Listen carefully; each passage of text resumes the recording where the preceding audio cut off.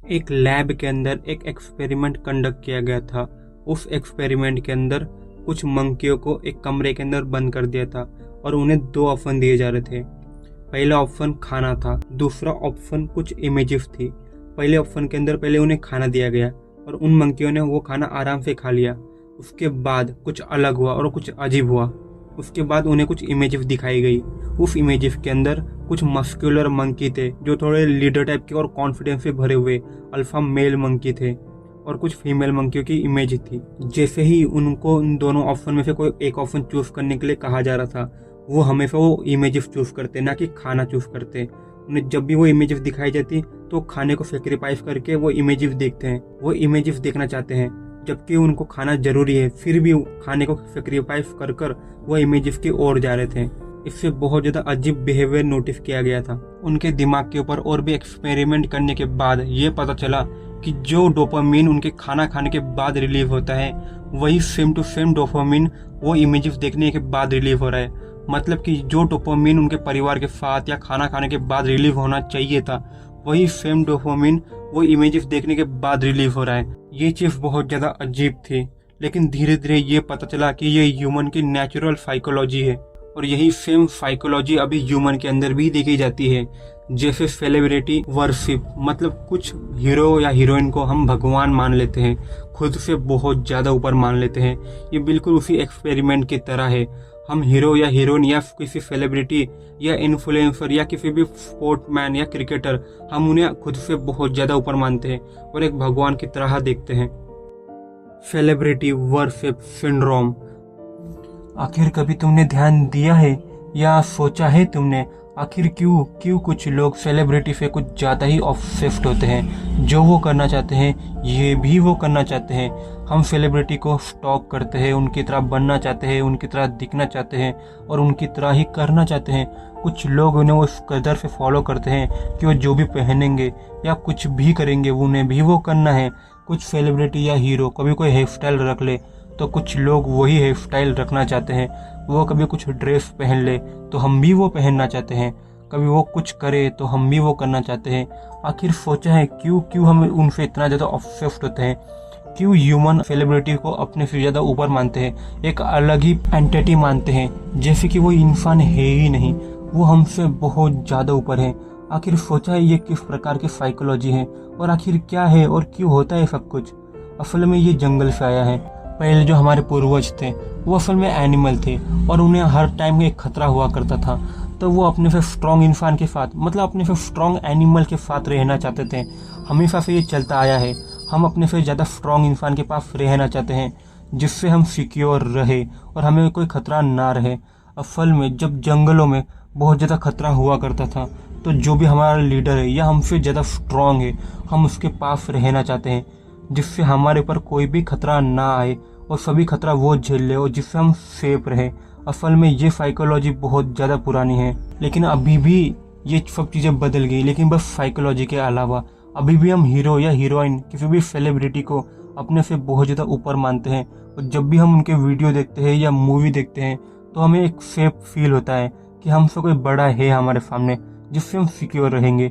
असल में इन सबकी ज़रूरत नहीं है, लेकिन फिर भी ये सब कुछ होता है क्योंकि ह्यूमन की नेचुरल साइकोलॉजी है जो पहले से करते आ रहे हैं, और डिफ़ॉल्ट सेटिंग के तौर पर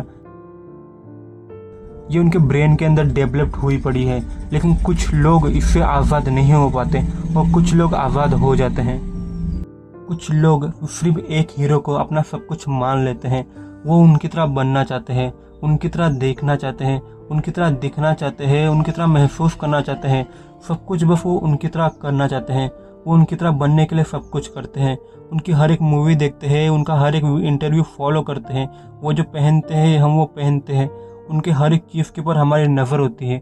वो सुबह क्या करते हैं, वो शाम को क्या करते हैं, वो रात को क्या करते हैं और उनकी ज़िंदगी कैसी है, सब कुछ वो नोटिस करते हैं। उनकी ज़िंदगी के अंदर कोई भी प्रॉब्लम है तो ये अपनी प्रॉब्लम मान लेते हैं। उन्हें कुछ हुआ तो ये भी डर जाते हैं।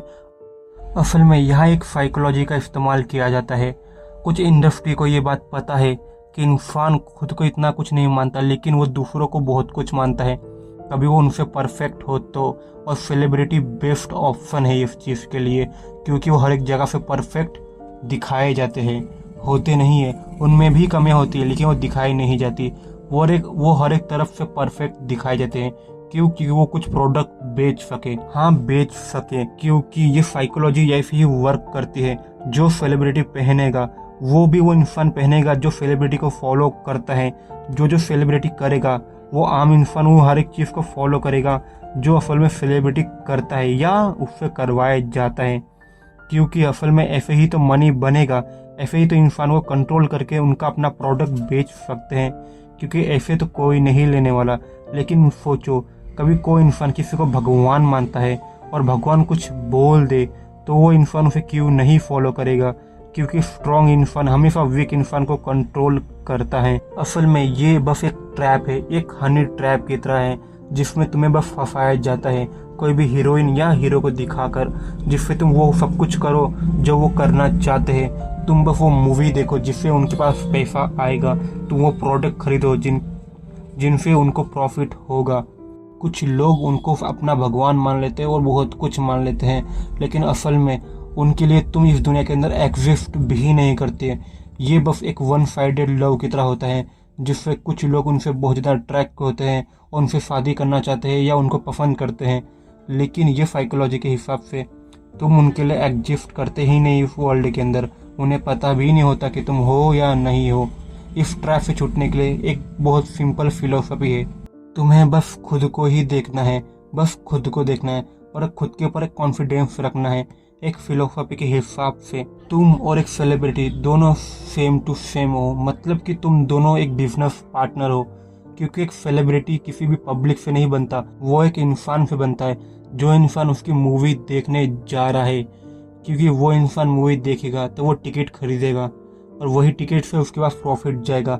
लेकिन एक इंसान से उसे कोई प्रॉफिट नहीं होगा, लेकिन ढेर सारे पब्लिक देखे तो उन्हें प्रॉफिट होगा। तो ये फिलोसफी ये कहती है तुम खुद को एक बिजनेस पार्टनर मानो।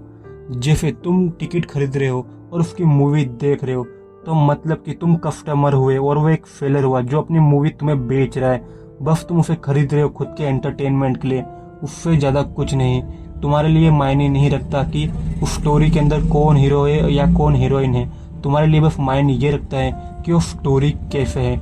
तुमने मूवी देखा और बस खत्म, उसके आगे तुम्हें कुछ नहीं पता कि कौन हीरो कहाँ है। ये बिल्कुल एक एनिमे की तरह है। जैसे तुम एक एनिमे देखते हो या कोई कार्टून देखते हो, तुम बस उसे एक एंटरटेनमेंट की तरह ही देखते हो। बाहर आने के बाद कोई भी एनिमे या कोई भी कार्टून कैरेक्टर एग्जिस्ट नहीं करता रियल वर्ल्ड में। यह फिलोसफी का मानना है। आखिर तुम कौन हो? क्या तुम भी किसी सेलिब्रिटी को भगवान मानते हो या अपना आइडल मानते हो?